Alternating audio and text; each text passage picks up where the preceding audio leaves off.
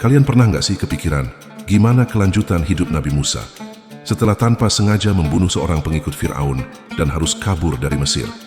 Apa yang terjadi padanya di negeri asing?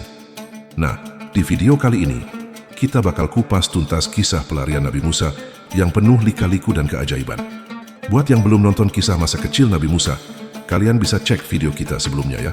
Dan jangan lupa klik tombol subscribe, like, dan tinggalkan komentar kalian di bawah. Karena dukungan kalian penting banget buat kami. Jadi, setelah kejadian itu, Nabi Musa melarikan diri dari kejaran Fir'aun. Perjalanan panjang membawanya sampai ke negeri Madian. Di sanalah takdir mempertemukannya dengan dua orang gadis yang sedang kesulitan memberi minum ternak mereka.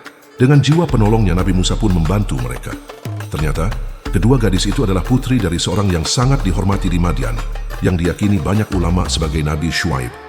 Singkat cerita, karena kejujuran dan kekuatannya, Nabi Musa ditawari pekerjaan dan akhirnya menikah dengan salah satu putri Nabi Syuaib, yaitu Syafura. Selama bertahun-tahun, Nabi Musa tinggal di Madian, membangun keluarga dan hidup tenang sebagai seorang penggembala.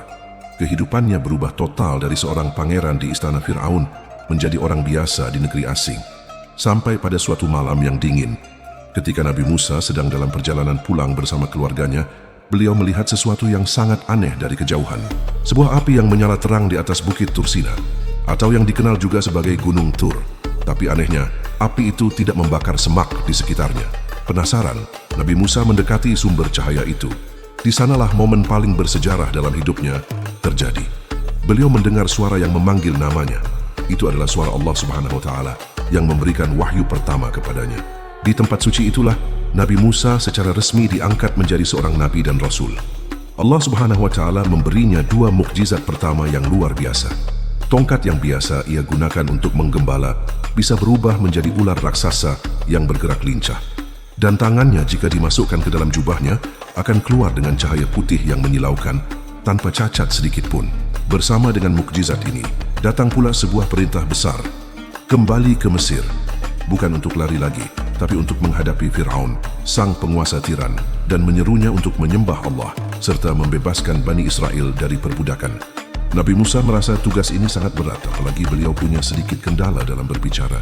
Maka beliau memohon kepada Allah agar saudaranya Harun yang lebih fasih berbicara diangkat juga menjadi nabi untuk membantunya berdakwah. Dan Allah pun mengabulkan doanya. Nah, gimana kelanjutan duel antara Nabi Musa dan Fir'aun? Apa yang terjadi saat mukjizat tongkat ular bertemu dengan sihir para penyihir istana? Kita akan bahas di video selanjutnya. Makanya pastikan kalian sudah subscribe dan nyalakan lonceng notifikasinya ya. Terima kasih sudah menonton. Sampai jumpa.